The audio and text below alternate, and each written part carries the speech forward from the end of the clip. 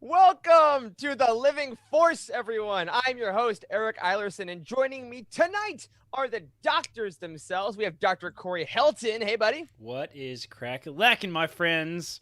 Oh, it's a Monday night, the best night of the week, because we also have Dr. Charles Hankel. Hey, dude. Hello there, guys. What's going on?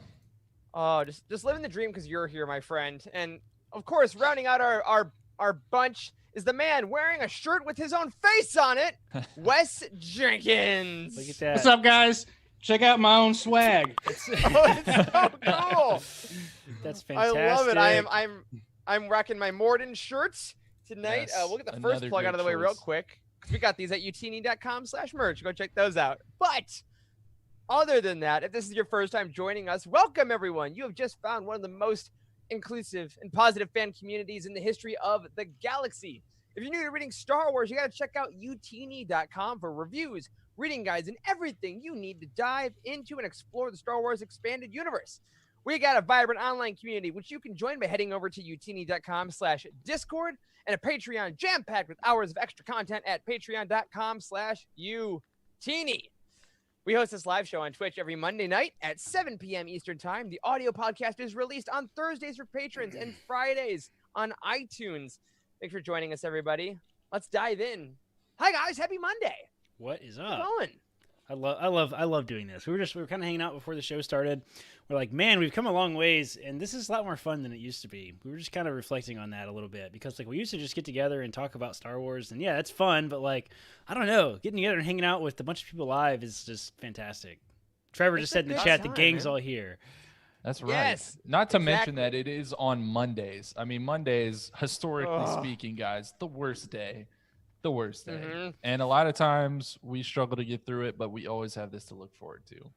Absolutely. And we are so happy to be with you guys. Now, I have actually seen Corey and Charles. I've seen you guys already this past week because we conducted 2 author interviews, which we're going to talk about a little later in the show, one of which our patrons already have access to. But I'm getting ahead of myself. Guys. I'm just too excited. We'll start off with some news, shall we? This is part 2 of our Shadowfall Roundtable, so that's going to be the bulk of this show, but we're going to start out talking about the last week in Star Wars publishing. We had Star Wars Comic-Con at home this week, which was fine. It was fine. There was some fun. There was some panels. Everything is fine. There were some panels. Just picturing the dog meme where the room's on fire. Oh, yeah. Everything is fine. Yeah, there were some Star Wars panels. We had a really awesome wrap-up video that Jake and Jose put together over on the YouTube channel. If you want to go check that out, that tells you everything you may have missed. But we didn't have a ton of news coming out. A couple things that were announced. We have the Shadow of Vader's Castle one-shot comic coming, guys. This is the sequel to the last 2 Vader's Castle series. So rather than doing another 6-issue arc, Kevin Scott's just doing one big issue. It's like $8, so it's going to be pretty huge. So very stoked about that returning. And we got a new Art of book, y'all. The Art of Galaxy's Edge. What do we feel about that? Well, I'm fine with it. I'm fine. I don't know You'll if allow I'm it. excited. I really love the art books for the films. I haven't been to Galaxy's Edge, so I mean, I feel like there's an appeal there. I was supposed to go during all this COVID nonsense, but I still hope to go one day. Maybe I can experience it through this book instead. Yeah, books are a gateway, Charles. If your imagination's big enough, you can go anywhere. Into a larger world.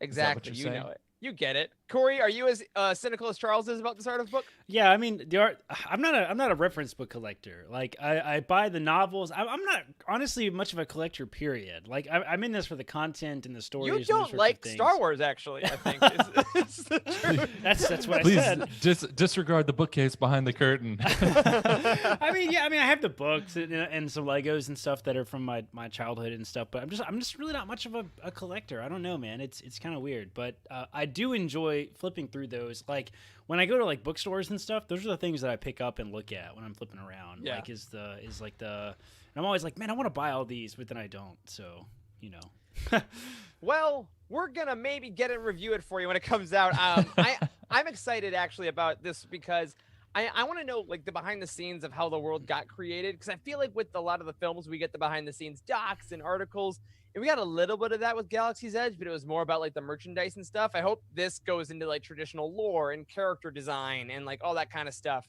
So we'll keep you posted on that. Another new release tomorrow, if you're watching us live. So this will be Tuesday, July 28th. Nailed it. Star Wars Dark Legends is coming out, everybody. A new George Mann book. We freaking love George Mann, the man himself on this show, author of Myths and Fables from last year. And tomorrow, we are going to have our written review being released, written by me.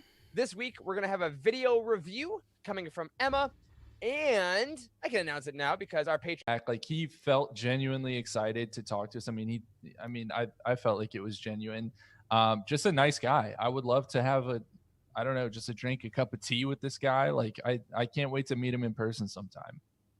Yeah, very excited to meet George at hopefully a future celebration. But that interview is up. By the time you're listening to this on audio, it's in the feed one before this. So listen to George's descriptions of how he wrote the stories, how he brought his son into the mix, how the creation of this particular book differed from Myths and Fables. You're absolutely gonna love it. Podcast updates, everyone, about this live show. Corey, can we tease some of the things we're gonna be maybe, I don't know, debuting next week after? Yeah, something like that. So we have a tendency to sort of like jump the gun a little bit with release dates, just because we're so excited to let stuff out of the bag, right? Over promise, under deliver. That's right. I like that you're prefacing this announcement with that. Yeah. What I'm trying to say is I'm not sure if it's all going to be ready next week, but my plan is to be ready next week, and we're going to start advertising as if it's going to be ready next week, and then we're gonna wing it. All right, it's going to be fantastic. Love it. But we are completely overhauling the branding and experience that is this live show starting next week. So you guys that are regular live stream viewers, you guys are really in for a treat.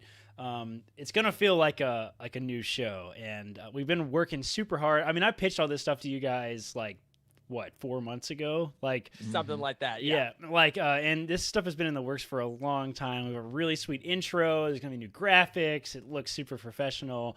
We're gonna try to utilize a lot of the stuff that's in Twitch.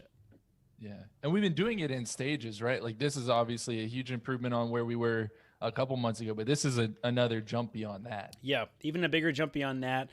So if you're an audio listener, you've never tuned into the live show, we do this every Monday night at 7 p.m. Eastern time, and Twitch actually does hold the video for a significant amount of time. I think about 2-3 weeks, I believe. So if you want to go back and watch the recording, you certainly can.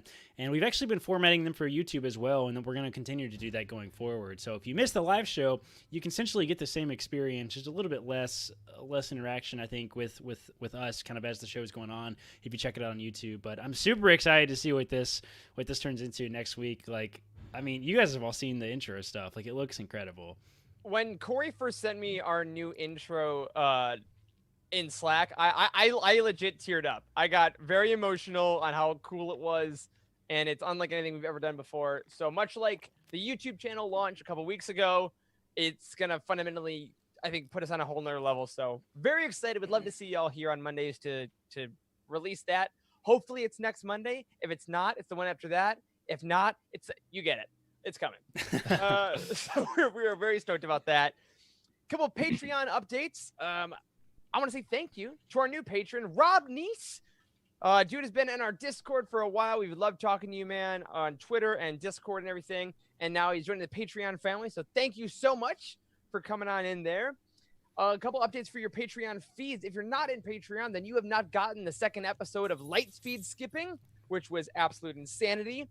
Today, there's a Legends Look Back episode featuring me and Charlie from the Ghost Crew. We talked all about the A.C. Crispin novel, The Paradise Snare, her first Han Solo book, which Charles, I think I had to like fist fight you to get on that episode without you. I'm sorry about that. I know.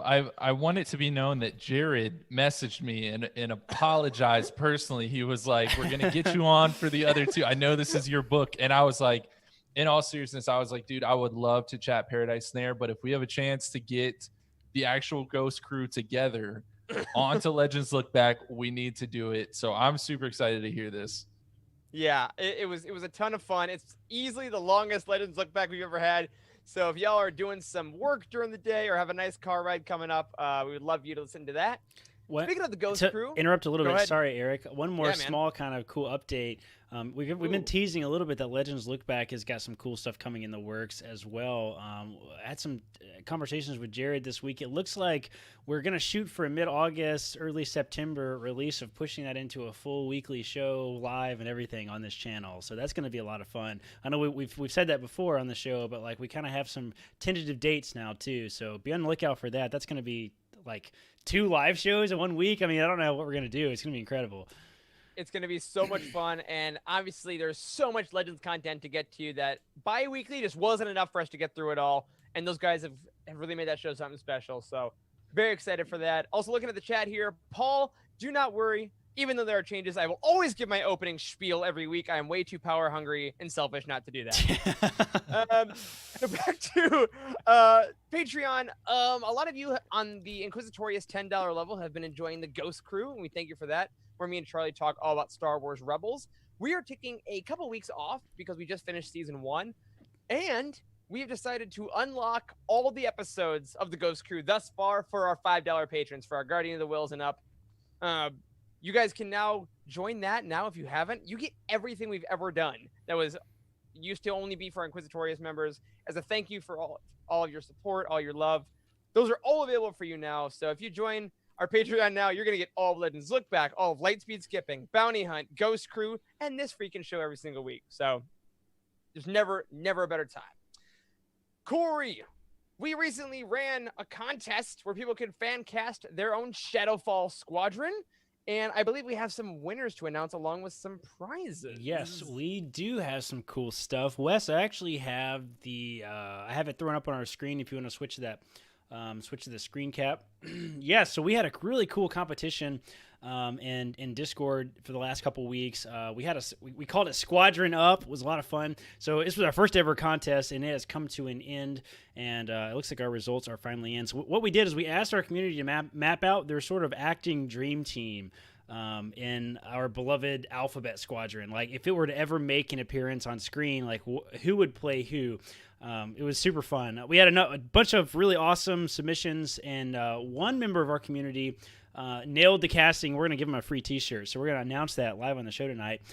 So before announcing who is going to win the shirt, we do want to reveal what all the casting was for the competition. So let's start with Hera. It should come as no surprise as the voice of Hera herself, Vanessa Marshall, has been picked to play her. Yes, in Alphabet Squadron. Next, we have the leader of the squadron, Erica Quell. This goes to someone already within the Disney family. She stars as Princess Jasmine, the live version of Aladdin. Naomi Scott. Oh my God, perfect. Yep, excellent cast. She was also in the new Power Rangers movie. If anyone that's saw right. that. Chasna Chaddock, the Mohawked Thielen, that pilots a B-Wing. This actor is no stranger to working with large franchises like X-Men, Divergent, Harry Potter, Spider-Man, Batman. So I think Star Wars is the next logical step. Obviously, we're talking about Zoe Kravitz. Is that how you say that? Kravitz? Yeah. Kravitz, yeah. Excellent. That's perfect. That's amazing. Yes. We're nailing it so far. Nath Tenzin had a lot of really good choices that were submitted, but one actor had the most out of anybody in any category by far, and that is the king of Rohan himself, Carl Urban. Oh, looks like I skipped one. You got Kairos on That's stage. not Carl Urban. Yeah. Carl Urban. Carl Urban, though. Yes. Fantastic. That was a good one. Backing That's up a great to choice. Kairos, I got ahead of myself. This was interesting. No one knew what she looks like, and I guess that's probably why it was such a close race. And so tied just 1 point behind the winner were Letitia. How do you say her name? Letitia Wright. Letitia. What am I thinking? Letitia Wright. Letitia Wright. Tilda Swinton and Ronda Rousey. But we had somebody come out just minutes before voting closed last night, and Rooney Mara is who they chose to play her, which is really an interesting choice. This is one of the most interesting choices, I think, out of everybody. She's got great physicality with her acting, too, so I think that'd be sweet. Yes. And then, of course, the one that everyone has been waiting for. We had some really good options in here. Naomi Scott's co-star in Aladdin, Mena Masood. I don't remember how to say his name. I think it's Masood. We had a bit of a curveball we didn't really anticipate, though, and that is our very own Eric Eilerson. Was no kidding high up in the list to play Yes. this. Nice. So, Eric, you're apparently the will that people want. So there you go. Where there's all right, I'll accept. Where's the contract? I can finally stop doing everything else I'm doing. I'm leaving all you suckers behind. That's right. That's right. That's right. Best compliment I've ever gotten. Yeah. Thank you. Yeah, we had a bunch of them. High up in the list also was I cannot remember how to pronounce his name. Yeah, I think it's Mina Masood, I believe. Mina Masood. Yeah, he was high up Yeah. too, which is also a good choice. But I mean, Eric, I'd give it to you. Look at that professional thanks, face. buddy. Look at that. Aw. This is incredible. That was an on-camera gig too, where we pulled that picture from. Yeah, I am on a local news show. That's right. That's right. So now that the casting is out of the way, I want to remind everybody that the object of the competition was not to see who could get the most picks from their list, but there was like this kind of complex scoring system that each person got points for like the number of votes that their picks got. So the winners list is kind of interesting. Our winner had casted Nicole Bahari as Hera, Haley Stainfield for Quell, Zoe Kravitz for Chas, Rooney Mara for Kairos, Charlie Hunnam for Nath, and Mina Masood for Will. And if you're listening to this, your list sounds familiar, and your name is Aaron Moats, then congratulations because you get some free merch. Hey. Well Congrats, done. Aaron. Yep, Joxy will reach out in the next couple of days in Discord to give you that. But yeah, free merch, man. That's Congratulations. awesome. I gotta say, guys, that squad makeup is like incredible. Put a Star Wars budget behind that. Put them on Disney Plus. Let's go. Like, they already got like you said, they got contact info for some of those people. So I would freaking love that. Well done, everyone. Fan casts are fun. Yeah, I love totally. that. I'm still kind of butthurt that my pick didn't go for Nath Tensent. So Who is yours? it was Backstreet Boy AJ McLean. I mean, come on, but whatever, that's fine. Choice. Solid choice, nonetheless, Wes. I still believe in you, buddy. Oh, nice. Aaron Moats is live in the chat. So congratulations, cool. man. Nice, congrats. Nice job. We'll bring that back in future books, I am sure. All right, last couple things we want to get to before we go back to the book in question, Shadowfall. Corey, can you walk us through the Utini updates from this week? What new articles do we have? What collections and videos are going on? Nice. Sure, absolutely. Yeah, we had a bunch of stuff come out this week. The Ultimate Guide to Canon, which is a full write-up all about the Canon Expanded Universe, how to get in for the first time. Again, these Ultimate Guides are meant to be complete starting points. So if you have somebody that's interested in reading some Star Wars in your life, you can send them one of these guides, and it's really got everything they need to get started. Excuse me. We also had our Dr. Aphra review come out this week. Eric, you wrote that one. We all really liked Dr. Aphra. I finished it like a couple days ago. I really liked it too. It was a lot of fun. This upcoming week, like Eric's already mentioned, we have the Dark Legends review coming out. Also, the Ultimate Guide to Legends, which has been requested of a whole bunch of times, so we're finally getting that one out. And hopefully a Queen's Peril review video as well. So that's going to be a lot of fun. So lots of cool content coming out this week. We also had a new reading collection, right? These are like what to read after watching The Mandalorian. So this will be an interesting collection as well if you guys haven't seen that. Yeah, not to be confused with books about Mandalorians. Yes. There is some crossover. This is specifically if you love that show, you're gonna love this. Jared and Meg put a lot of work into that, especially. So definitely go check that out. We do also have a couple new videos coming out this week. The Dark Legends review, which Eric has already mentioned, and the Ultimate Guides to Comics video is coming out in the next couple of days as well. So keep an eye on YouTube. Make sure to smash that like and subscribe button over on YouTube. Sounds so natural when you say it. I love it. Gosh, I hate that great. phrase. Everybody says it though, so you have to say it. So that's what it is. But yeah, lots of big stuff is happening on a weekly basis. So yeah, set those notifications. We got YouTube, Twitch, the sites, Discord, everything. We're gonna bring you guys as much as we can. And finally, look ahead, everyone. Look at that new release calendar. We like to keep you guys informed of what books are coming out. This week, as we said, we got Star Wars Dark Legends. Freaking next week, we got Podameron and Freefall is already coming out. At the end of August, we have the Clone Wars Stories of Light and Dark. At the beginning of September, 1 week after that, these 2-week release schedules, guys, I tell you, is Throne Ascendancy Chaos Rising. And as a reminder, in November 10th, from a certain point of view, Empire Strikes Back. So get those pre-orders in through utini.com, our new releases page. Get you those book profiles. Hit those affiliate links. Get us a couple bucks. All right. Enough of that. Everyone, we would do book reviews right now, but because it's a roundtable episode, we got to go. And I've already talked way too much Charles is chomping at the bit to talk about Shadowfall. You ready, buddy? I'm ready. Let's do it. We're not going to waste any time. We might as well all settle in because we're going to be here a while. Last week, just to remind everybody, we started off our character section. We talked about some of the big players, but we didn't even make it all the way through Alphabet Squadron. So tonight we're going to kick it off talking about Mr. Nath Tenzin, a.k.a. AJ McLean. Is that right, Wes? That's the guy. Kidding. If y'all recall from last week, we're kind of talking about these characters based around what their skeleton in their closet, or what I'm calling their demon, is.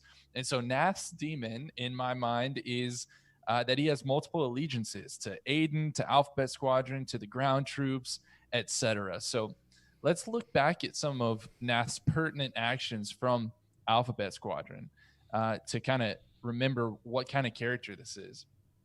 So first of all, he used to be an Imperial who deserted, and then he flew with a different Rebel squadron until all of those pilots were killed by Shadow Wing. Then he eventually found his way to joining Alphabet Squadron. However, Karen Aiden was paying Nath on the side to essentially gather sensitive information on Irika Quell. And to do so, he really left Will hanging during the Battle of Pandem Nye. He left his droid to pilot his ship while he was off confronting Grandmother and doing that whole thing. So that kind of brings us up to date on Shadowfall. And in Shadowfall, we see Nath and Quell both go rescue Karen Aiden when he's been captured by stormtroopers. Nath makes the suggestion that they kill Karen Aiden and tell everyone that it was the stormtroopers. Now, why do you all think he made this kind of sudden proclamation as an idea that Quell should take up on? Because he's a badass. Okay. Because this is Alphabet Squadron and it's dark AF, man. That's why. Yeah. No, I think though, Nath has always been kind of a practical guy. You know, like all those things you were saying in the first Alphabet Squadron, he's like, all right, I'm gonna make these moves because I know at the end of the day, this is how my life can turn out the best. This is how I can get the advantages I need. I'm not gonna screw over anyone too badly, but if I have to, then I have to. And I think that he does have an affinity for his squadron at the start of this book. You can tell, especially Will. But mostly, you know, it extends to Quell, it extends to Chas, it extends to Kairos to an extent. Nath cares about these people, and he's like, hey, man, we're friends now.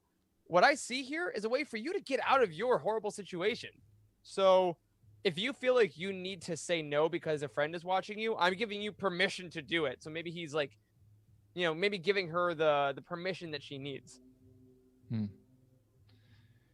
Yeah. Do you think that any part of it was Nath trying to get rid of the influence that Aiden had over him? Because, you know, he had a secret too, that he had more or less betrayed his squadron. And that's exactly what Aiden was revealing about Quell. Maybe. I mean, certainly, possibly, like, I don't know. Aiden is such an interesting character because he's very blackmaily. Like that's his entire purpose. It seems like it's just like he doesn't care about loyalty at all. It's just how can he use people, and I think Nath sort of just is like whatever, every man for himself, and recognizes that Aiden has really screwed over kind of everybody in some way. So you know, he just kind of tells it like he sees it. It's like you know, if you were to kill him, I wouldn't really surprise me because I know he's got to have some dirt on you. So yeah. He's like, this might make your life easier. If you don't want to, you don't have to. But if you want to, I'm not gonna stop you. Like, he's pretty blunt.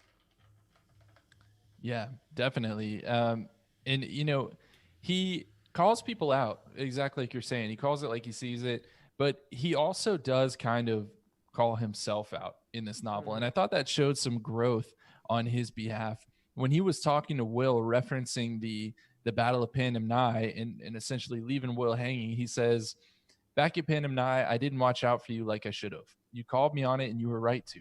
I'm watching out for you now. You hear me? I hear you, Will said. And for the first time, he thought he understood Nath Tenzin. He'd always known Nath was manipulative and ruthless, but also sincere and good-humored. He understood now that Nath was loyal. more loyal in his way than most soldiers. Do Hmm. you all agree with that assessment from Will? Is Nath a loyal person? And if so, where are his loyalties? Are they to Alphabet Squadron? Are they in any part to Will in particular? I think that Nath is loyal the way that Han Solo is loyal, and like Ooh, yeah. Like I he like that. doesn't really want to be loyal, but he probably is deep down. And like he wants to pretend he doesn't care about the cause, but he does care about the cause. So I think that particular line was kind of specifically in regards to Will's judgment of Nath, like at his core. Like he's saying that like at his core he's an incredibly loyal person, but you have to like get in his inner circle, kind of. Yeah, and I like that because I think that Nath also gives loyalty based on deeds. Like he's not going to be loyal to someone just because, oh, you're in the same military as I am, boom, you automatically have my loyalty, or you're in the squadron, boom, you have my loyalty. But if you do things that show that you're going to be loyal to him, he's going to give it right back. You know, it's that whole you got to give respect to get it kind of thing. And I think that every member of the squad, Will especially, proved that they were going to look out for his back in the first one. So he was like, great, I got you.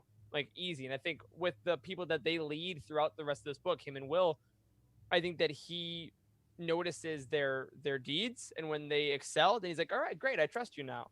But before they do, he's like, there's a definite chance they could die, and that's just kind of the reality of life. Real quick though, I want to take a tangent because Juliana asked a question in the chat I want to address. She says, so as I'm a Legends person now, which is, if you all been following in Discord, Juliana's been hardcore into Legends lately, reading a ton of new Jedi Order. And she asks, and I want to throw this to you guys because you'll know better than I do, is Alphabet Squadron, are they like the Rogues? Now, 2 books in, are the similarities to Rogue Squadron increasing or decreasing? That's a good question. That's a really good question. There are some similar characteristics, certainly. There are, yeah. So I don't think that you can really draw like one-to-one comparisons necessarily between, oh, so like this person in Rogue Squadron is the Will Lark or anything like that. And far be it for me to call anyone a Corin Horn that's in this novel, but there Maybe in definitely this chat, it's not in this novel.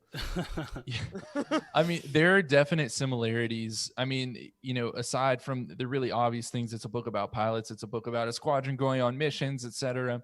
There are some similarities between the dynamics between different characters, because Rogue Squadron has a lot of double crossing and a lot of questioning people's motives and things of that nature that totally relate to, you know, what we're talking about right now with Nath Tenzin. So there are a lot of similarities in that respect, but very, very different vibe, very, very different series.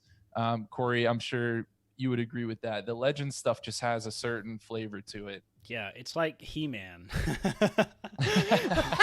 Or like, I don't know. Legends is very much like these overly I'm not, like, I love Legends. Don't think of being negative. It's like these crazy, unrealistic, like superhero like characters in a lot of ways, and everybody is like an ultra specialist at stuff, and it's epic, and it has it really does have that like that sort of 90s action cartoon feel to it in a lot of ways.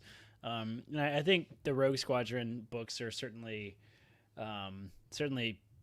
more like that. I think in this book is a little, I would like to say these books are a little deeper, like psychologically, than maybe the Rogue Squadron books are. But the Rogue Squadron books do certainly have a lot of characters that like have some baggage, right? Corin Horn and who else is in Rogue Squadron? It's been a long time since I've read those. The other ones, the young Darklighter, but Gavin Darklighter. Oral Craig, come on, guys. I've only read one. I gotta get better at it. There's a lot more humanity and relatability to these characters. I will 100% agree with that. Great note. Yeah. So thanks, Juliana, for bringing that up. Yeah, that's a really good question. So kind of getting back to Nath and talking about how none of these characters have superhero-like abilities. Let's talk about how Nath blocked like a missile with his ship by like turning up his deflectors and like just spinning in a 360 and just this is some Fast and Furious stuff right here. This is like, Matumboing. Oh my God, yes. Great Matumbo pull. Yeah, but I mean, did that blow you guys away? Because I I thought he was like sacrificing himself, and then he pulled that off, and I was shocked. I didn't even know that was possible. Have you guys? Do you guys? This is a crazy tangent, but certainly related to where I think this was inspired by. Do you guys know anything about the German V2 rockets in World War II? They were Somehow I don't, Yes. Corey. Yes, extensively, but why don't you tell us anyway? So the German V2 was they were large rockets, and like they were very much technologically ahead of their time, like so much so that there was virtually no defense like by the Allies against these early on. And the Germany didn't start using them until really late in World War II, like towards the end of the war. And like they really thought like this is where you see all the sci-fi movies and stuff where like there's like a robot Hitler and he's like obsessed with these crazy like super weapons and stuff. This is like in the vein of that is the German V2 rocket, and it was a missile, a rocket, unlike technology like we use in modern warfare, right? And it wasn't like a bomb you drop out of a plane. It was a rocket that you shot off of like a silo thing. It was crazy, ahead of its time. Well, the British pilots figured out that the only defense that they had against these rockets was to get a fighter plane literally right up next to the rocket, and it would like throw its velocity off, and they could dive it into the ground. So like these super crazy risky pilots would literally fly within inches of these rockets that are flying at ultra high rates of speeds, much faster than the planes fly, by the way. So they have to like catch it at a weird velocity and like come within inches of it, and it would throw its direction off and throw it into the ground. And a ton of people died trying this. Like, but it was like the ultimate test of a pilot is having to take out these rockets and stuff. So this is absolutely the first thing that popped into my head when this whole scene happened, because it was very similar to what happened in this book, was like the way these pilots had to take these rockets out. That's I freaking love that. And knowing Free talking to him, I bet that definitely came into the research. And I think this book is also, to that point, Charles, this book is great at giving each pilot kind of their hero moment, because Quill also has that moment where she tractor beams the meteor into the hangar, which was my personal favorite. Oh my God, is this happening? Pilot maneuver. And I think that was kind of cool, because the first book, we got them all becoming, a squadron, and they did some cool stuff, but they were always kind of getting out by the skin of their teeth. This book is like, oh no, they're stars of their own book series for a reason, because they can do this crazy stuff. And I loved that. Yeah, absolutely. That was really interesting, Corey. Thanks for that refresher. I had forgotten a lot of that information since history class, but no, I think it makes sense. I mean, Freed is a military writer. He probably does know about that, and he gave us an awesome moment in this book. It was Nath's hero moment, just like you said, Eric, and that's cool that there's some history behind that as well. So to wrap up kind of questions about Nath, guys, I think I have the same question that I had for you last time we talked about him. But is he or is he not going to betray Alphabet Squadron? Nah. Is he? No? No, I don't think so either. No. I think Will's got it nailed. I think he is like more loyal than he makes himself out to be. So I like it. I'm in agreement. Now let's move on to the greatest member of Alphabet Squadron. Let's talk about Kairos. Knew it. All right. And Kairos's demon is that, well, she kind of is a demon. That she's a demon. So page 17, we get the quote, or not the quote, but rather we see that the ground troops have a ton of respect for Kairos, for the fact that she flies a U-wing, that's a troop ship, and she really goes very far in trying to protect them.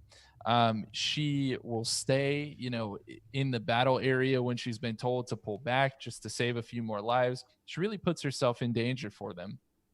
And they like her for that reason. They cheer her whenever she gets back to the base, and she doesn't seem to be affected whatsoever. I mean, she doesn't even acknowledge it. Right. Where do you think that comes from, where she seems to have such an affinity towards them in her actions, but only when she's in a ship?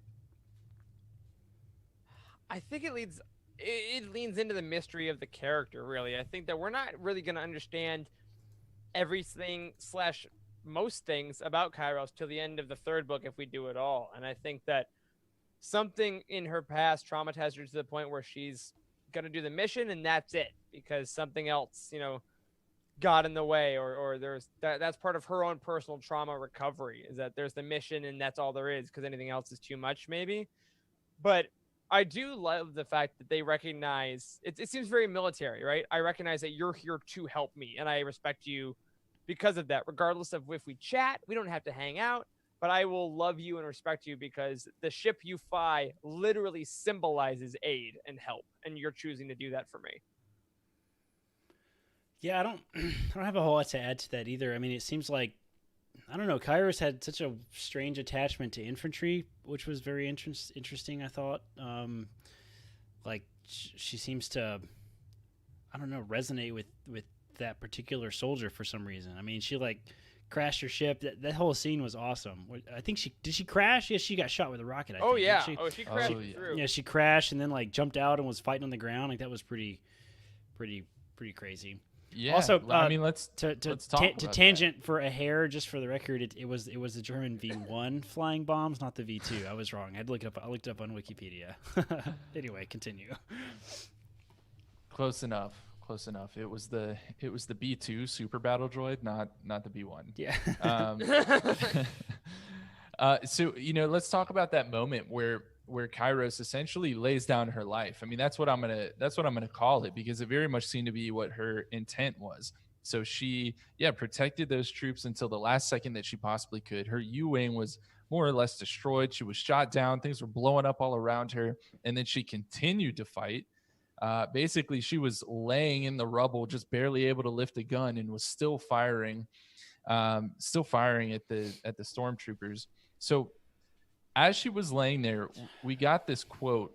She felt air against her skin. Her forearm wrappings were scorched. She had broken her last vow. What do you think that means? What might her last vow be, and how was she breaking it? Was it by dying? Was it by not protecting someone? Was it by having her wrappings come off and showing her skin? Ooh.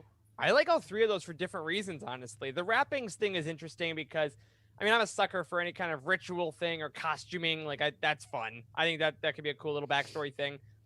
But having the vow not to die, I think, is the strongest story choice. Like, she promised someone someday that she wouldn't die no matter what, or she wouldn't let another person die on her watch, maybe. Well, and Aiden really says in this book that he didn't think Kairos could die. He makes that statement. That's right. What is that? What does that even mean, man? Is she that she's a demon? Is she a cyborg? She's something. I mean, we do. I mean, I know we're getting to that. He's more machine now than man. We do see her, at near the end of the book. So there is something odd. There's something going on there with her. So she's not just purely human. So maybe there's something to that, but it also could be a little more metaphorical. Like, when you see your friend, she crashes over and over and she fights like a demon, and I don't know, maybe she can't die. That sounds crazy, but she's done all these amazing things so far. Who's to say she couldn't do them over and over again? She's fascinating. Yeah. I like her. Yeah. Rooney Mara, Kairos. Dude, I'm telling you, Kairos is the way to go. Page 93, we get the quote, Kairos had been at war with herself, her spirit sundered. She'd often thought of leaving her people, leaving the defector, leaving Aiden, but she would not leave Aiden. So this quote, interestingly enough, makes it seem like Kairos might be more devoted to Aiden than to Alphabet Squadron itself. Mm-hmm. So now that Aiden is gone, and Kairos does not necessarily know this yet, will she care to continue working with Alphabet Squadron? And if so, why? That's an interesting question. Probably. Yeah. If for no other reason than this is a trilogy and she's the main character. Hey, but third books, you can do whatever you want. That's right. That's right. I mean, I don't know. It was kind of implied that Aiden, Kairos, and the droid were loyal to each other because they escaped prison together, right? Like, yeah, absolutely. I assume that's why they all know each other, but I don't know why they would be. We don't know the details of that story. Maybe she'll tell us. I don't know. I think there is something to be said though about the fact that the trio escaped, and while she was under and unable to help, the other two died. You know, so I think that there could be a sense of betrayal or a sense of failure that comes out of her in the third book because of that. Like, if her only job really was to protect those other two, and the three of them swore that, you know, we're together, we're in it to the end. I can only imagine how horrible it's going to be for her to end the book like healed in a way, but also shattered in an entirely new way. That's going to be horrendous and right on track for Alphabet Squadron's trauma, I think. Yeah, no kidding. So let's talk about Kairos returning from the dead, more or less, because again, we thought she died when she got her ship shot down and she broke her last vow, whatever that does mean. But she returns on page 390, and she simply states, "I am healed." She had like 2 lines in this book, which is pretty par for the course for her. And one of them is, "I am healed." But let's read the full quote here together because it's really creepy. It's really creepy. It says, "The woman's legs wobbled with each step. She looked like an ATST crossing an oil slick, but she was powering through and didn't fall. She was wrapped in loose gray cloths that looked sewn together from shredded blankets and stained sheets. Nath figured they couldn't help her awkward walk. He didn't recognize her species, certainly didn't recognize her features. What he initially took to be skin was a set of chitinous plates perfectly covering her bald head. Gaps in the mauve plating revealed deep-set eyes and thin black lips. As she drew closer, he saw that the plate's edges were chipped and discolored. She gave the impression of a creature scarred." I can't even imagine what that, like, my mind's eye was really all over the place during that description. Like it's most of a mix of, like, I don't know, like a stuffed animal with like patches sewn all over them and like and a bug person and a crab. You know what I thought of? You know what the chitinous plate comment made me think of more than anything else for our Legends fans out there? Darth Bane's Orbalisk armor. Yes, I was gonna say that. Oh yeah. Yeah, that's a good reference. Yeah. It's not that. No, it can't be. Let's say that. But that is pretty cool. Or maybe, all right, guys, you heard it here first. Confirmed rumor, Kairos is Bane. I think that's it. We figured it out. Put it on Screen Rant now. But no, I do think that it's going to be a new species that we haven't seen before, because I think he would have written it if we knew it. I mean, Star Wars authors are pretty good about that generally, I feel. But I do love that she is something new. I'm very interested in the language that she speaks. Like, it sounds like it's described multiple times as being this sort of guttural sound effect thing, right? Like, but she can also speak some basic, apparently. I mean, she says, "I am healed." Yeah, she speaks basic fine. But it's like, is it like, is that what it sounds like? That might be it. No, if you listen, I think in the audiobook, right, it's just kind of like I got her like thing. There's like whispers and like phlegm and chitins. I don't know. It's weird, and I really hope that she gets to be this like really loquacious character in the third book. I think that'd be kind of fun to see her really evolve and come into her own now that she's not hidden behind all these masks and bandages. I hope she becomes a character like Old Greg. That's what I want. Wow. Now that'd be something. There's a fan casting for the next one. She's just kicked up in the opening scene of Alphabet Squadron 3 drinking some Baileys. Do you want some Baileys? Drink some you Baileys drink from a milk shoe. from a shoe. All right. Oh my God. We're so off topic. And we go forward. Push us. Oh, all right. Well, the next question prompt is about Baileys, as close as you can get to Baileys without getting your eyes wet. So I'm so sorry if you're listening and you don't know what Old Greg is. Do not go look it up. Go look that up on YouTube right now. It's absolutely fantastic. All right. Well, let's move on to the Old Greg of this trilogy for real and talk about Karen Aiden. On page 35, we see that Aiden still refers to Alphabet Squadron as, and I quote, "the New Republic Intelligence Working Group on the 204th Imperial Fighter Wing." What does that say about him and his lack of connection to the squadron? Aiden is such a weirdo, and I can't not picture the who is the alien with the stalks in Sleaze Guardians of the Pagano. Galaxy? That's Sleaze Pagano. That's Is it really a absolutely Sleaze Pagano? I always call him Sleaze Bagano. But it's Sleaze Pagano? Pagano? I don't know. That's how I say it, but I you don't know, know. Death Stick Man. For those of y'all following along at home. I was thinking of the chick from Guardians of the Galaxy, but yes, that Oh, Oh, Mantis. you're talking about the emotion girl with the stalks, the Yeah. stupid little head stalks, and like there's some, I don't know what it was, but something about like when Erica found him and like specifically talks about his bent antenna stalk multiple times, that just like really grossed me out. I don't know why. I'm just this fleshy thing on his head is bent and broken. It just something about that just gets under my skin. I don't know. Freaks me You're a out. doctor. Don't you see bent, broken flesh all day as a requirement Yeah, for your but- job? Does it have a bone in it? Like what is a tentacle?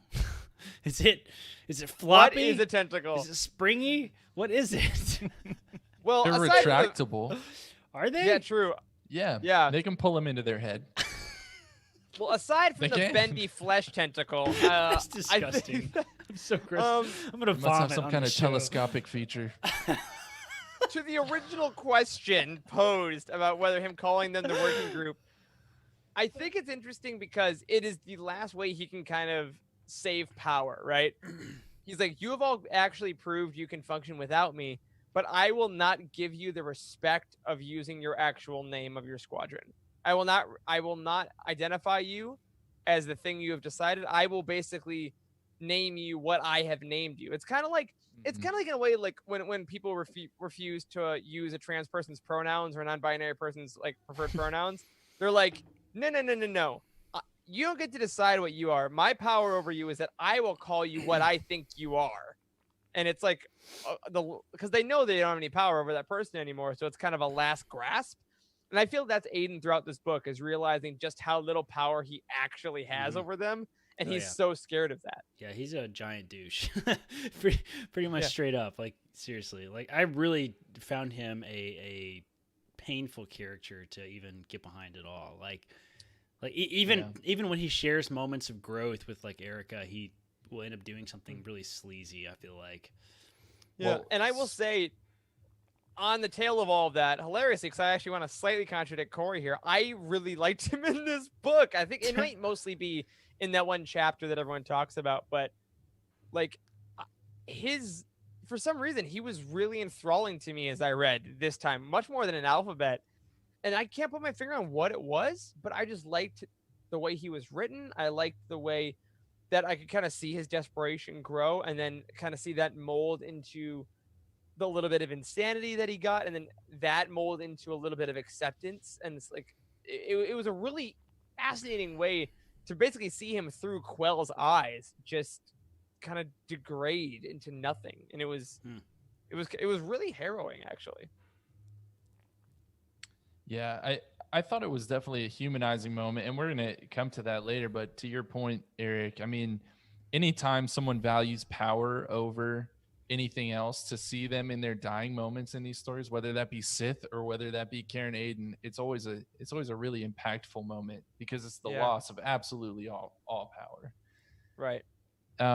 What did you guys think about his decision to out Quell in this book? How did it serve him to more or less destroy the squadron and destroy Quell's reputation if he were to die? Because I think that's how he had more or less programmed the message, was to go out if he was missing for more than 72 hours.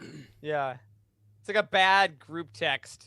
It's like, oh no, I didn't mean to set that. It's like you're in a giant group text with a bunch of your friends, and like one of them breaks up with the other one and just starts trashing them in the group text, and everybody's just like really uncomfortable and like, ooh, I don't want to get involved, but he's really being a douche. Like, Yeah, like I get fundamentally why Aiden put that failsafe in to start with, right? When he didn't know Quell's allegiance, when he knew that he still had to like use blackmail to keep her on the up and up, I completely understand why you would put that failsafe in. Like, if she kills me, at least I can take her down.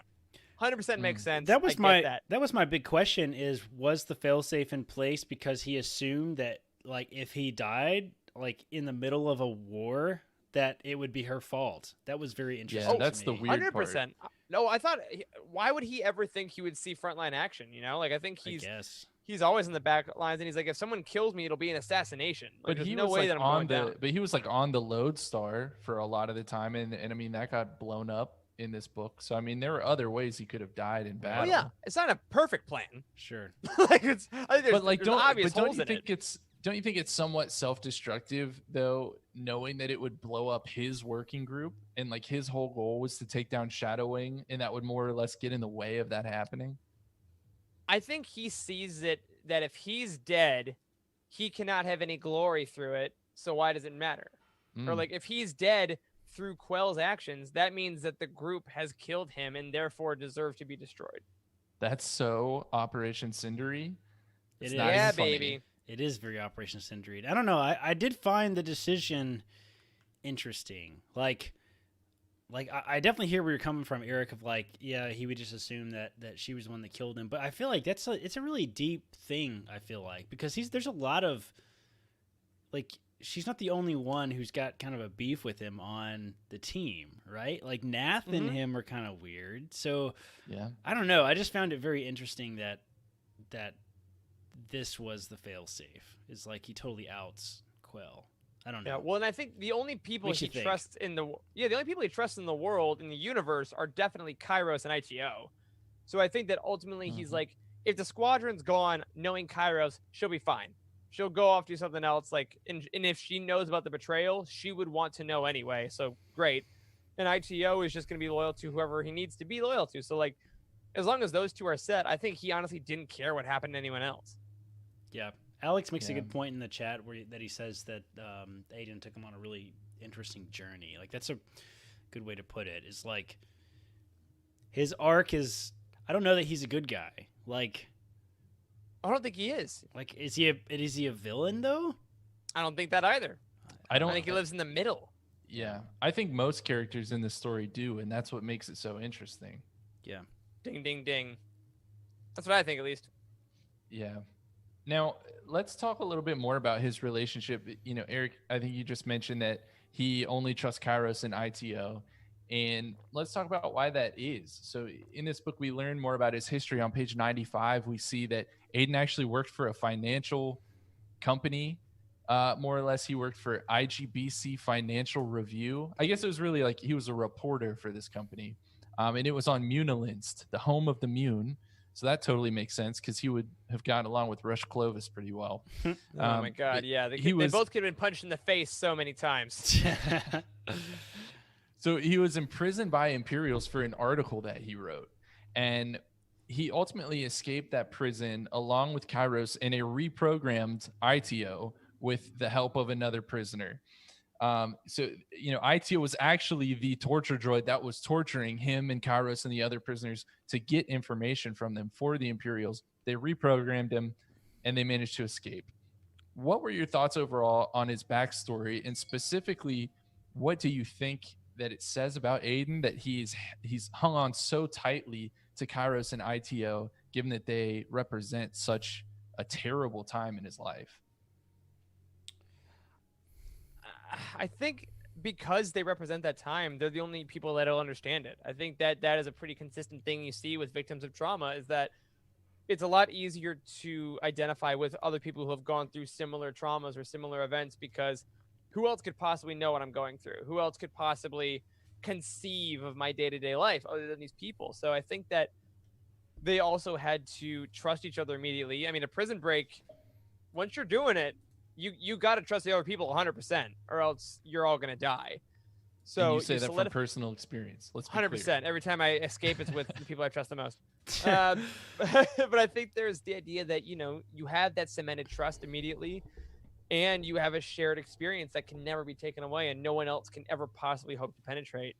And finally, you know, as dark as it is, the idea that he wrote an article speaking out and then got imprisoned for it, it's like, well, I wish that the idea of speaking out against the tyrannical government and getting captured wasn't as pressing as it is right now. But it's like, man,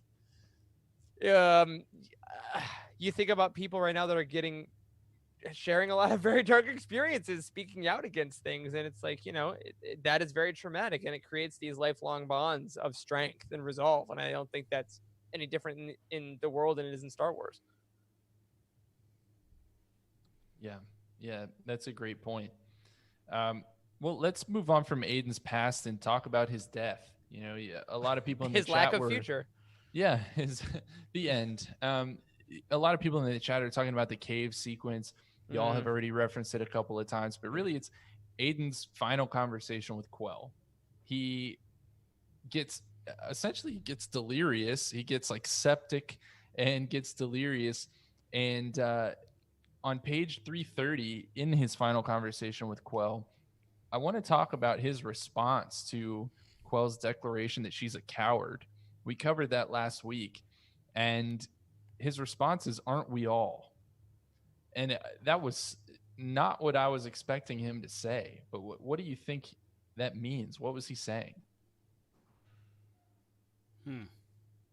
I mean, we're all scared of death, I think, is something, that there's this idea that heroes have to be unafraid of everything. And that's the idea. That's what courage could be. But there's the reality that everyone is scared of something, and the real bravery is to overcome that and work anyway. And that doesn't mean you're not going to have dark days. It's not going to mean that there's going to be days where you're too scared to get out of bed or something. But okay, how about the next day? How about the next mission? How about that? So I think he's telling Quell in this moment, when he's feeling particularly vulnerable, that he's probably terrified all the time of maybe her betraying him, but also maybe just of anything, of any kind of death, of failing his mission, and he's saying, cool, I'm scared too, but now what are you going to do? Like, you still got to go forward. We still got to move. Mm-hmm. Yeah, not only that, like, heroes are not afraid of death, but like cynics also, which I can certainly relate to a lot because I'm quite cynical. It always comes up in my performance reviews. You get a good taste of this in the new Afra book too, because Afra is very much a cynic, and like she faces similar issues of like she's afraid of death and that sort of thing. And I don't know. I like the. Do you remember what question that Erica asked him, and he says, "I manage." What was that? What was the question? She basically said, like, how do you? I think I have it somewhere in this doc, but she basically says, like, how do you move forward or something like that from such terrible things that have happened to you? And he says, like, I manage Eureka Quell. Yeah. I don't know. There's a lot of depth to their relationship and how this sort of changes right here at the very end. And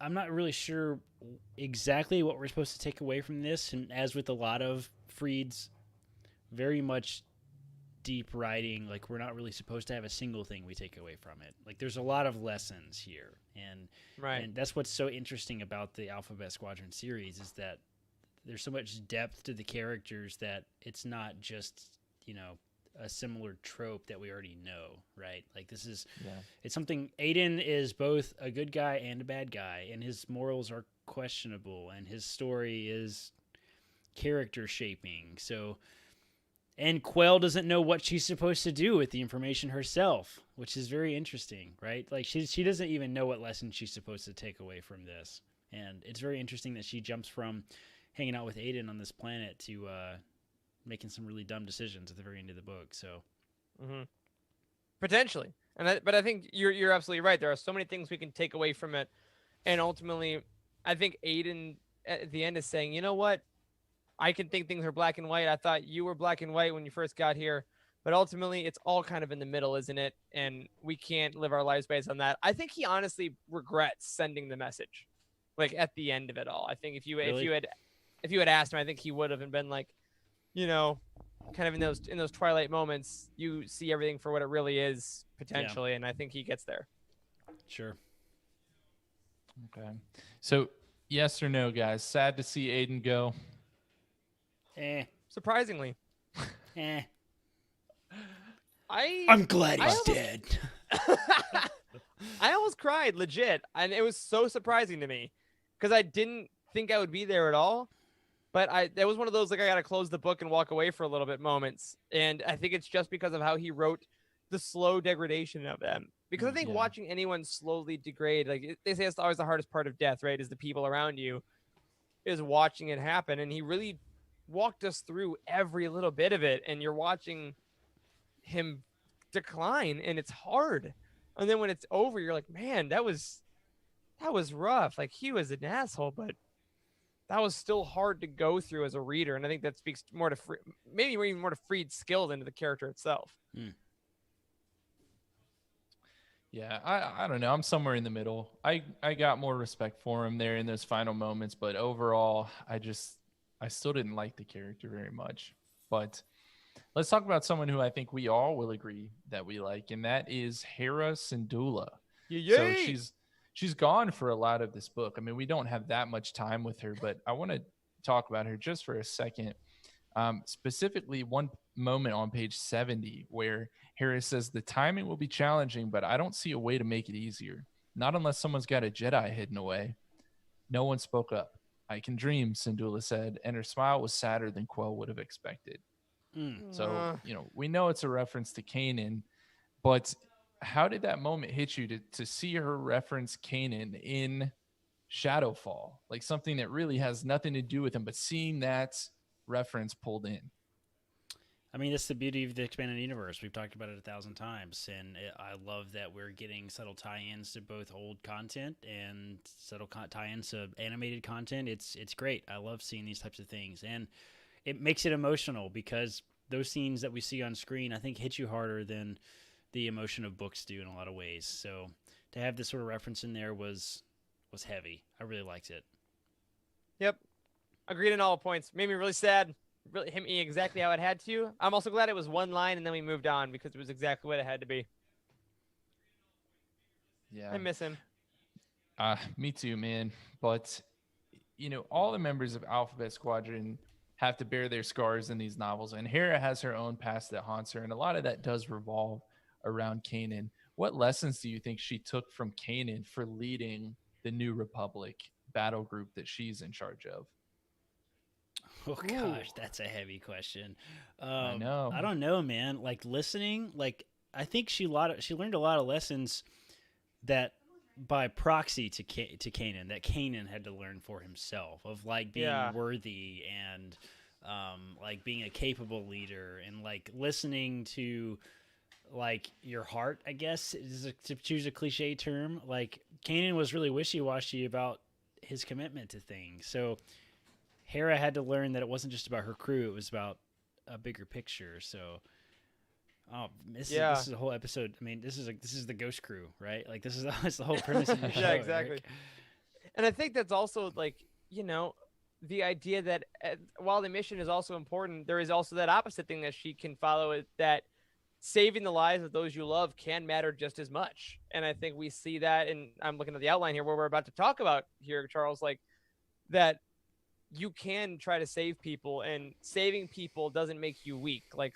Looking at people as individuals instead of just mission objectives isn't heroic. You can be emotional. You can allow that to happen. And we see Hera balance that a lot.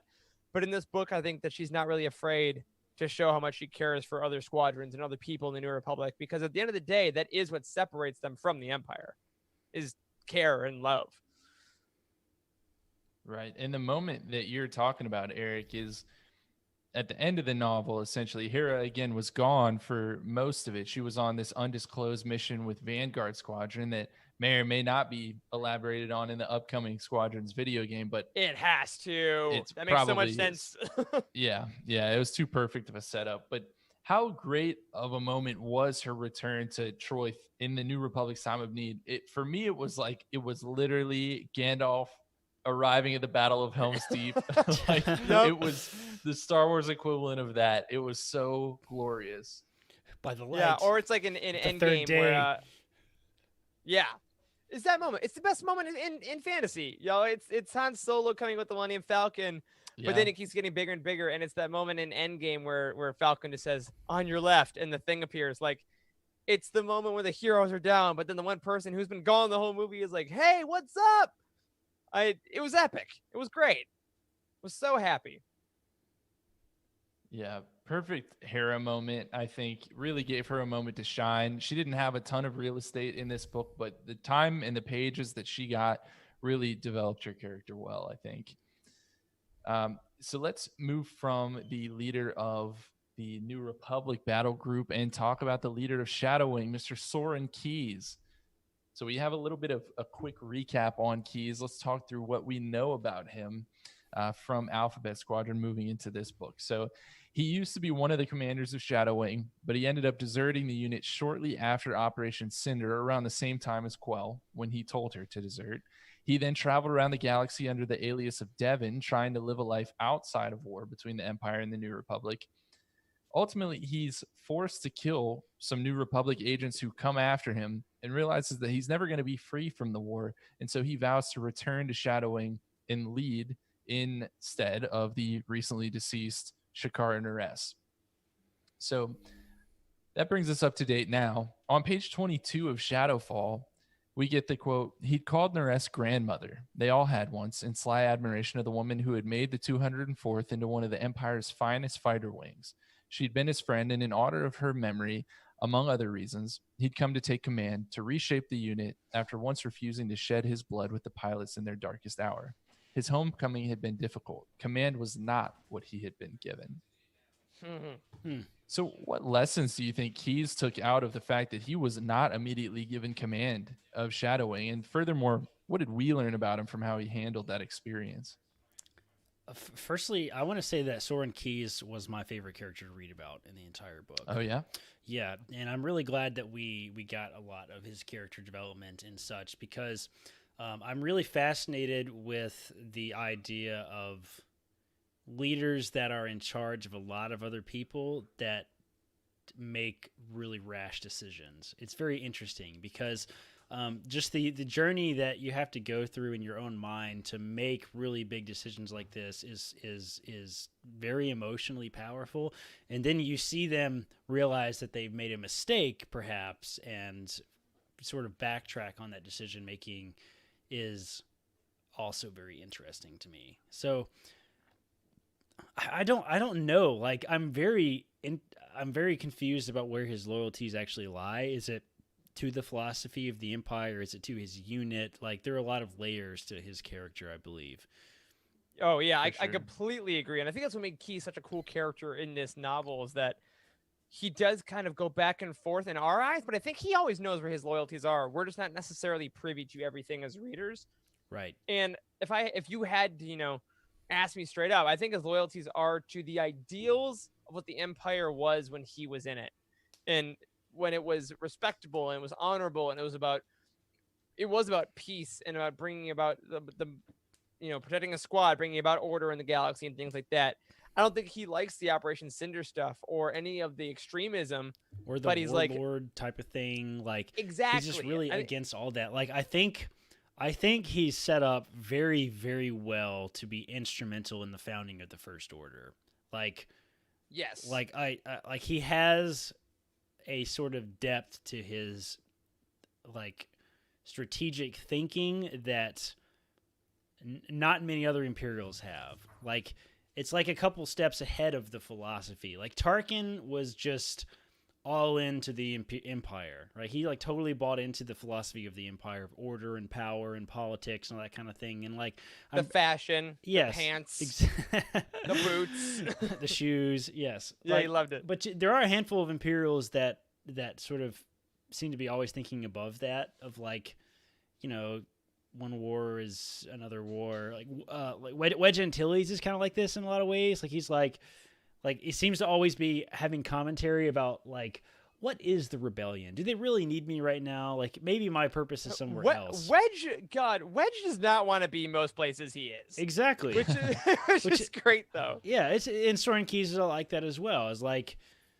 he's very tactical about all of his decision making. It's not really to serve any mission. Like, it changes based on the situation, which I find super fascinating. Absolutely, and I think that makes him such a cool character, and I'm so glad that he got to be written, not bluntly, but I guess without any hiding of his character. This book, like the Devon stuff, was really cool. I really loved that at the end, retroactively. I was like, why are we getting these chapters as this random dude? But I'm really glad that from the beginning of this book, he just got to be himself because it really let him evolve in a really cool way. Loved it. Yeah. Now, we do get the quote on page 22. Devin could have never survived in the 204th. And I thought that was a really interesting quote. That was from Keyes I'm so himself. glad you put that quote on here. Yeah, let's talk about it. So why? What are the differences between Devin and Keyes? They're the same guy, right? But what do we Technically. think? Technically. Yeah, I think that Devin is ultimately a persona that he adopted to be a civilian. He's like, okay, I'm gonna just get out of this, and I'm gonna let myself, be nicer to strangers, like that boy that almost blew up that thing. But he's probably, as a soldier, would have seen through that and not have let that slide. Keyes as a soldier wouldn't have gone to help that village. Like, Devin had a much mushier heart, and I think he's saying that in the 204th, you got to be like, we are going to get this mission done. We are efficient. We are a death squad. And Keyes, while he may not like all the brutality, is that efficient, and I think Devin is not. Hmm. So that's where I am on him. I don't know. What do you think, Corey? Do you think are Devin and Keyes, are they the same dude? Like, does he go back to Devin? Like, I think they punch out and become Devin. I think they are more of the same person. Like, I don't think he wants to admit that yet, but like, I think that Devin's strategic independence, I think, is who Keyes is deep down. Like, I don't think he's loyal to any ideology. I think he's loyal to something else. Maybe himself, perhaps. Maybe it's a selfish thing. It may be. And you raised a great question because he makes some dicey comments for a guy who's in the Empire in this book. At one point, he even says no. He literally says no true Imperial can last. Like, if that's not a damning statement about the Empire, I don't know what is. Right. And he makes other comments like that and throughout Alphabet Squadron when he's Devin. But, in the end, we do see him joining up with Ray Sloan. And we get a hint that, maybe it's not because he's looking to rebuild the Empire. He's looking for something else. But what do you guys think he's looking to get out of this? Like, who is Keyes loyal to? Is it a certain group, or is it an idea, or is it himself? And what does he hope to gain from this partnership with Ray Sloan? Oh man, epic power. That was also one of those like pump your fist in the air moments when she showed up at the end. That was really cool. But I think he is seeing that the Empire as it was is gone, and coming back to shadowing was his test of being like, is there anything left of what I know? Okay, then I'm gonna take my toys, and I'm gonna find the person that's actually in charge of everything, and I'm gonna go join up with them, because with her now, I think he can create something lasting and powerful. Whereas if he would have just tried to keep, holding on to the Empire, it's like sand going through your fingers. And I think all the warlords and the old Imperials are trying to grasp it, but Keyes is smart enough to know that it's already gone. Yeah. I think that makes sense. I think that there are a lot of loyalties that we're questioning when we get to the end of these character sections, because there's so much that we don't know. And that's what the third installment of this trilogy is really going to hammer home for us. But Definitely. y'all, it's time to move on from characters. We're running very low on time, so we're going to hit some overarching questions here and then run straight through the Easter eggs. First thing that I want to talk about, these messengers, guys, or the messenger, rather. Palpatine's messenger. A lot of this book is dedicated to people, what I would say, looking for guidance from something bigger than themselves. So the cultists are looking towards the Force. Some of the Imperials are looking towards the messenger as the will of the Emperor. What did y'all think about it? How the messenger is still in play? Where is this going with the messenger? I have no idea. I'm so interested in the messenger. Like, one of my favorite subplots that has stuck with me more than most subplots from Legends is the Hand of Thrawn duology. I'm not sure if you guys have read that one.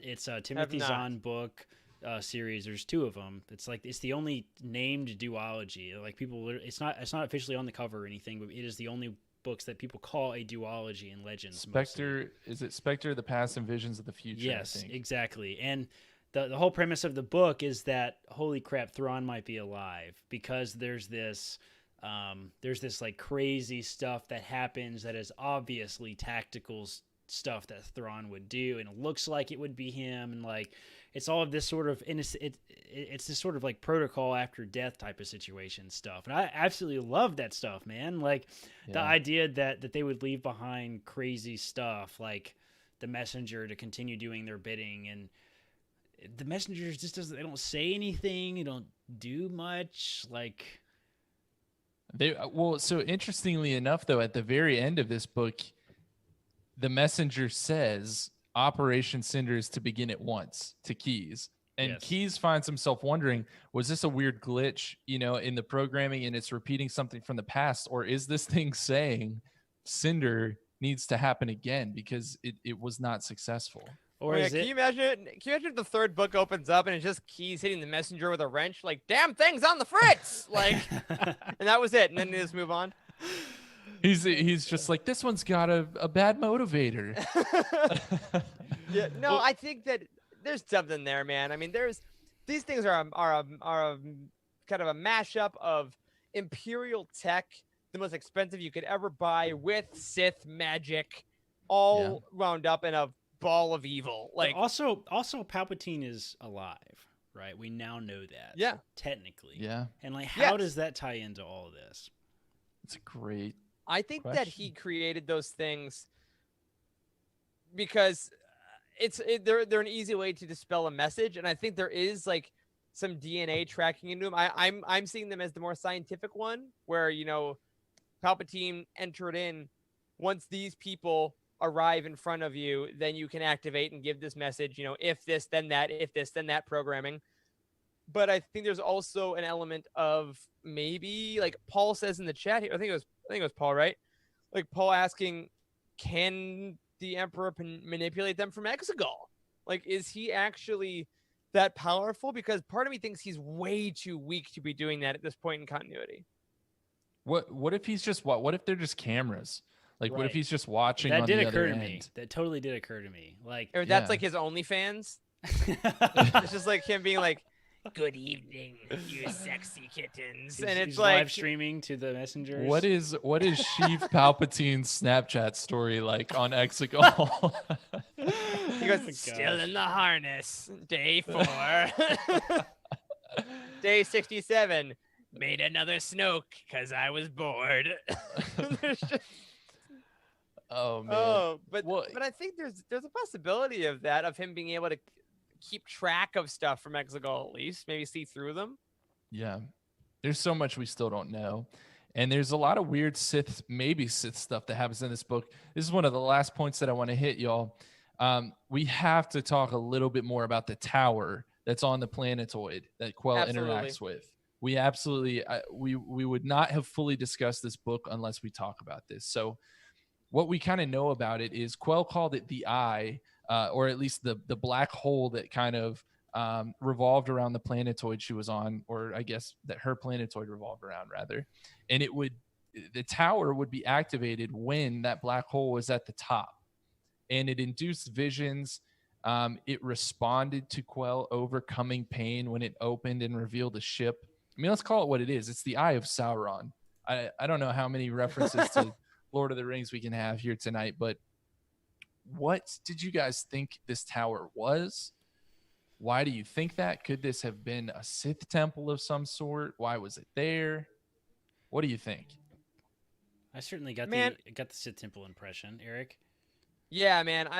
This really reminded me of in Clone Wars Wild Space, actually, the Legends novel, when Obi-Wan and Bail Organa, our Lord and Savior himself, go and find a Sith temple, and the psychic and physical effects that Quell goes through reminded me a lot of that. So I think there's definitely an element of Sith sorcery involved in it. I think that the Sith have always been way less regimented with how stuff opens or how stuff is accessed than the Jedi. Like, I think each temple that was built by a specific Sith Lord, that's like, all right, this one, you cut an arm off and you got to bleed on it. Okay, this one, you got to mentally go through all the trauma you've ever experienced at noon. Boom. Like, So this really hit me as maybe some Sith Lord in the past, maybe Darth Kaldoth or something, like created this temple, If and we she could just be happened so to stumble lucky. upon it. I know. That's what I got from it. There was some very interesting world between world vibes that I got from this thing. Sure. Sure. Yeah. And like the fact that she kept seeing her past was very interesting. Like, I don't know. I certainly found this to be the darkest, most Sithy magical part of this whole book. Of like, this has got to be some Sith stuff for sure. It's got to be Sith. And Yeah. I agree. I was also picturing briefly when she finally got into the tower and she was talking about the ship that was inside. I'm not sure if you guys have read any books that actually talk about Ship in Legends. Do you remember Ship? It's like a red Sith ship that can change shape, kind of like a transformer.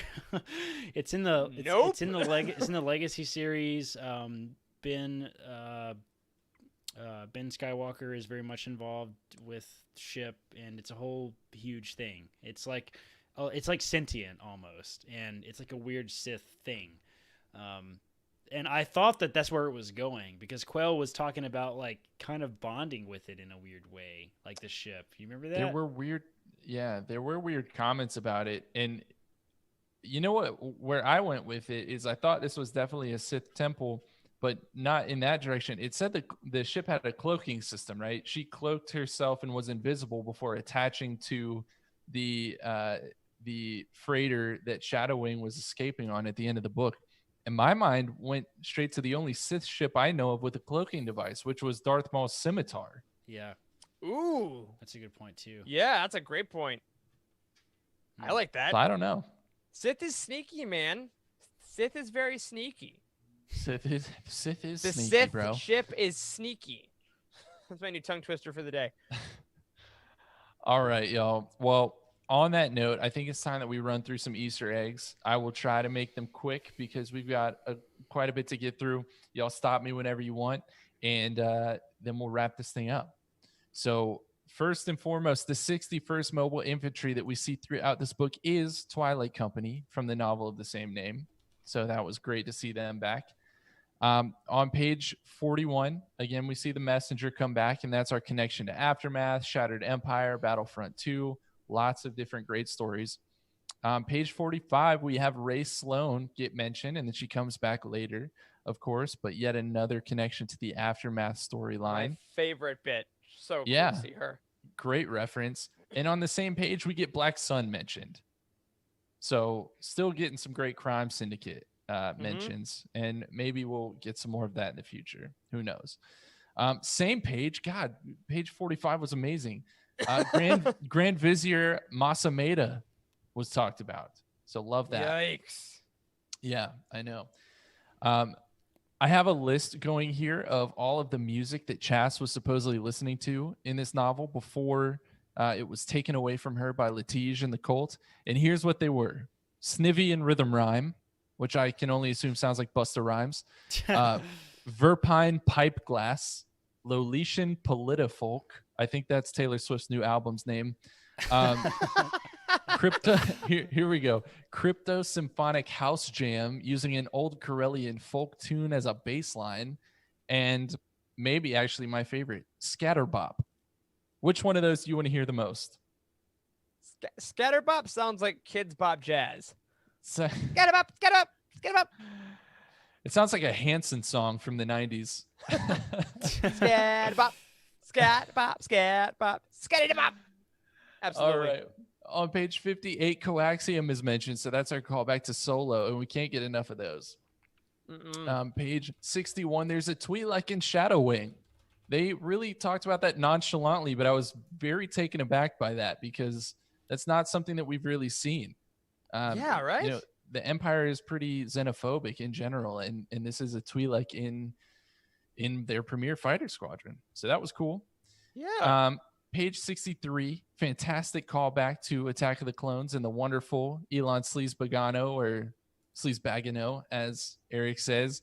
It's revealed that Chas actually smokes death sticks, guys. I'm sorry. I always assumed that death sticks were like the equivalent of like crack cocaine, but like I guess they're just cigarettes. I thought they Is were that what- is that- cigarettes, yeah. But I also don't maybe know. it's Chess, you know? She's wild. Who knows what she does with her free time? I went to a dark place in Attack of the Clones because I didn't think that he would be like peddling, I don't know, cigarettes in the club, but maybe so. Page 74. So different soldiers are sharing their war stories, and several of them we've heard of before. So one talks about the Cavern Angels. That was a group of X-Wings and U-Wings that were stationed on Jeddah, and they actually appeared in Rogue One, but they were also in Guardians of the Whills. Another one talks about Black Tar Cyst, and that was seen in Battlefront Twilight Company. They talk about the Battle of Sullust. That was also seen in Battlefront Twilight Company. Man, So some Freed, great we get it. callbacks You there. wrote Battlefront Twilight Yeah, Company, right? man. Never let those characters go. Ever. 75, we get a fantastic conversation about Vader between Quell and some of the infantry. We get this quote: "She bowed her head and gave what she could. Lurid tales of Vader murdering subordinates who had failed, of Vader shooting down wingmates who got in his way during flight, of officers summoned to Vader's mysterious fortress and never permitted to return." And someone asked, "You know where he got his lightsaber?" "I don't," Quell said. "Probably killed a Jedi for it." Kind of. Yeah, Kind true. of. True, in a way, you know. But never get too much Vader. Page 76, though, the talk turns to Palpatine, and someone says, "I wish he had survived." Careful Well, what hey. you wish for, bro. Careful. We do get a reference during that whole conversation where the army thinks that their next mission is going to be to take back Coruscant. And to get back to what Juliana was talking about with the Rogue Squadron series, that's one of the big story points from that series. So we could be moving towards some more similarities between those two. Totally. Page 119, the Ghost is mentioned.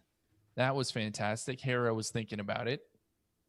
On page 123, there's a random reference to a pirate named Edonesius Winker. That's it. That's all just I a have to great say. name. Edonesius Winker. This is the golden age of Star Wars, folks. No question. Page 129, Quell uses a cyclodeoxys gas grenade against the Imperials that had captured Karen Aden. Now, apparently, this is an invisible, non-lethal cousin to Dioxys, which was the gas the Trade Federation used to try to kill Qui-Gon and Obi-Wan in The Phantom Menace. That's a great reference. So that's yeah. fantastic. That's probably my favorite reference to the whole thing, and I swear it's not because it had to do with Obi-Wan. Page hurt, though. 133, someone says Bacta, the miracle fluid, capable of everything short of resurrection in 100 species, and apparently growing limbs. Evidently. But it can knit together femurs, though. Go listen to our last roundtable to get that reference. Yes. Page 151, we get an Osiak captain in the New Republic. I do not know how to say his name, but it's something like Gaginavek. That was a brand new bird-like species that was introduced in Rebel Rising, but here we see it for the second time now. So that was cool. Yay, bird people. Yay, bird people. I just think about that eagle Muppet. What's his name? Sam the that guy. Eagle. Sam the Eagle. Yes. Sam the Eagle in Star Wars. He's my spirit animal. That's Gaginavek. Page 197, someone is yelling over the comms and they say, "Rebel, New Republic, screw it. Rebel ground team is trying to get a beat on them." And that was just fantastic because they're still rebels. That's right. We all know Yep. it. Page 201, Jyn Erso is mentioned. Always love that. Page 212, there was a reference of a separatist toxin being used from the Clone Wars. There was someone who I believe was in Shadow Wing that was still having medical problems related to this toxin and knew she was going to die very young. So she volunteered for like dangerous missions. And I wasn't sure if that might be a reference to like Blue Shadow virus or something like that. COVID. Or COVID. Yeah, who knows? Who knows? Page 215, Ugnaughts are mentioned.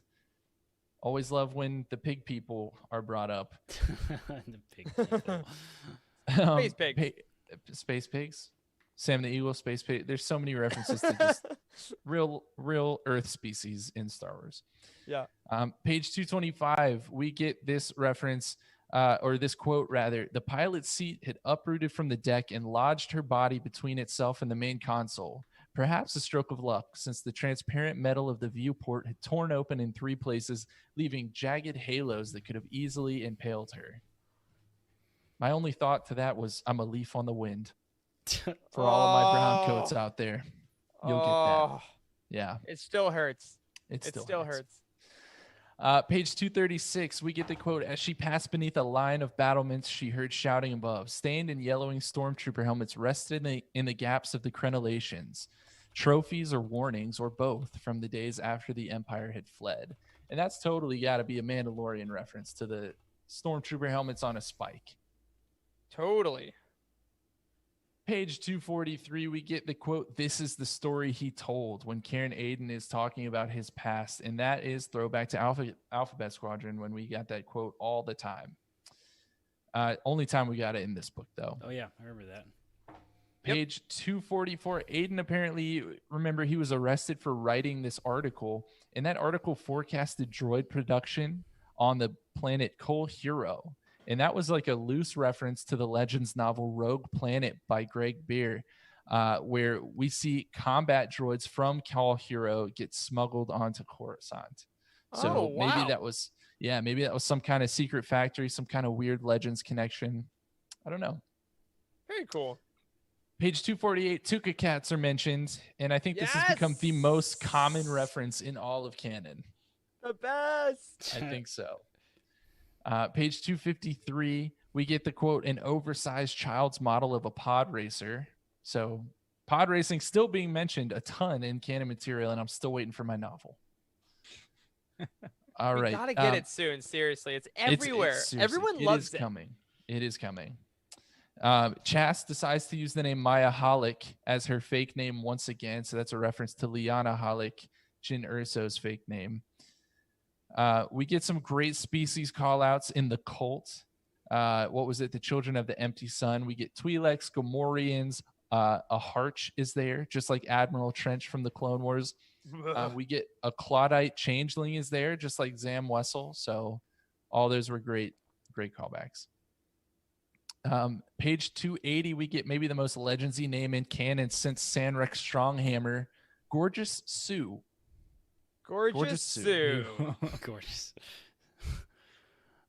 We also get a Smash Ball reference in this book. So that was actually like an old 90s Legends reference that has been exclusively referenced by Alexander Freed in canon thus far. Yeah. So maybe he has talked about plans that in for our that. interview. Yeah, about how he's like, whenever he thinks about a sport, he's like, well, I like Smash Ball, so I just keep using that one. Yeah, why not? Keep them coming. Page 281, we get a V-Wing that's in the story, and that was a ship that was first seen in Revenge of the Sith. That was one of the new ones we got with the prequels. Page 290, we get the quote, then again, I hear the New Republic intends to repurpose Hoth as a prison for those who remain loyal to the Empire. Kind of cool story connection to Empire Strikes Back that maybe we haven't seen. On the next page, they also mentioned Minox, so that was the ESB portion of this novel. Page 322, ITO says, I have taken oaths to not do harm to my patients. So apparently medical personnel in a galaxy far, far away have similar oaths to us here on Earth, where we have the common tenet, first do no harm. It's not actually part of the Hippocratic Oath, even though people often say that's the case.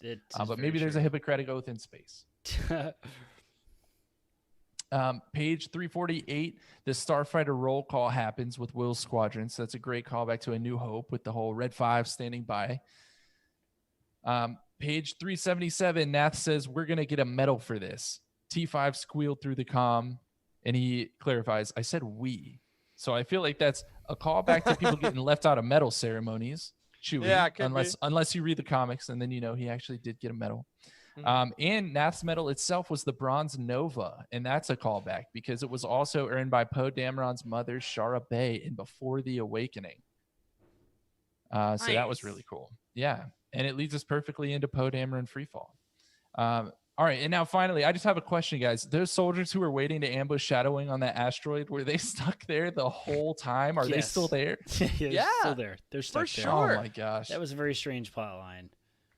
They can't get on there, you know? They got left in the weeds, man. But okay, with also, that, there are no space-worthy ships on the entire freaking planet. I find that very hard to believe. Well, they're on an asteroid. No, They I left know, them but there, the main yeah. planet, like the rebels could have used some reinforcements during that whole What? huge battle. They couldn't have found a ship and went and got him or something. Well, wasn't that main planet under Imperial control? Wasn't that the point of it? Like, there was most of the ships were like controlled by those I militias guess or whatever. the Imperials didn't have anything in space, though. I don't know, man. I don't know. You know how many Star Wars books I've read since this one? All right, y'all. Well, with that, we got to close Hey, out our time with Can I ask you guys one Shadowfall. question? One more question, Oh, though, yeah. real quick, that we didn't address. I know we're going long.